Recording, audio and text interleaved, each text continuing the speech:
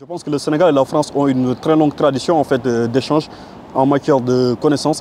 Et oui, je pense que quand tu es jeune et tout, c'est quelque chose qui t'inspire naturellement et qui te dit que pourquoi pas en fait aussi tenter ta chance, aller en France faire des études là-bas et revenir dans ton pays et le servir.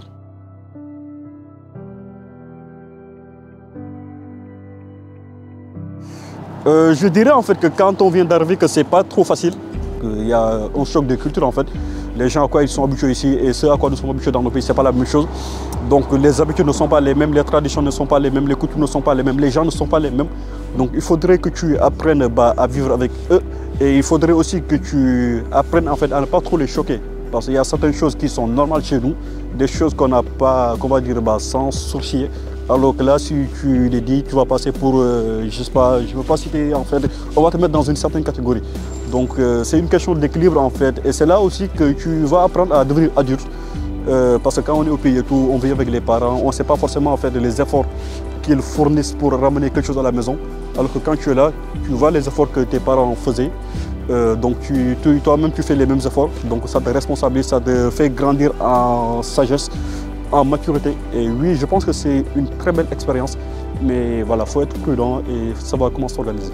Une leçon, comme je l'ai dit tout à l'heure, il faut rester concentré. Ça, c'est la première chose en fait. Quand on vient ici et tout, déjà, on ne vit pas avec nos parents.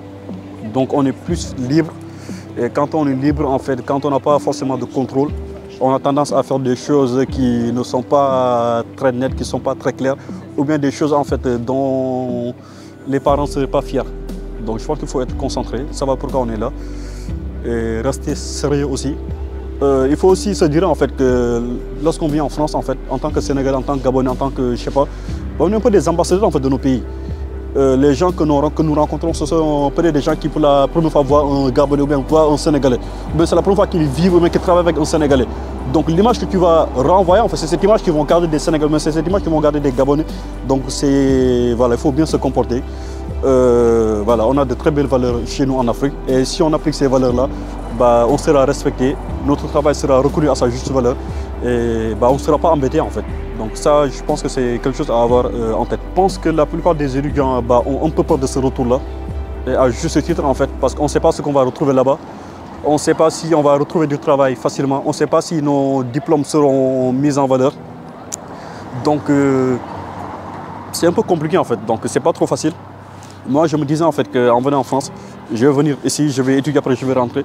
Mais là, je me dis que je vais m'accorder du délai, le temps de savoir, de trouver du travail, essayer de travailler un peu, d'avoir de l'expérience et essayer de préparer mon retour au pays. Mais voilà. En tout cas, la plupart des gens avec lesquels on discute, en tout cas les adultes et tous ceux qui sont plus âgés que nous, ils nous conseillent de faire doucement. Parce qu'il y a certains qui ont juste pas terminé les études, sont partis au Sénégal et tout, mais ils l'ont regretté, en fait, ils sont revenus. Donc il faut en tout cas que ça soit très bien préparé, avoir un projet en tête, avoir un emploi sécurisé, un emploi sûr qui est très bien là-bas pour pouvoir retourner. Mais on ne va pas retourner comme ça les mains vides. C'est risqué pour moi. Donc je pense que la France continue d'être aujourd'hui ce carrefour-là en fait, des intellectuels africains qui viennent de tous les bords.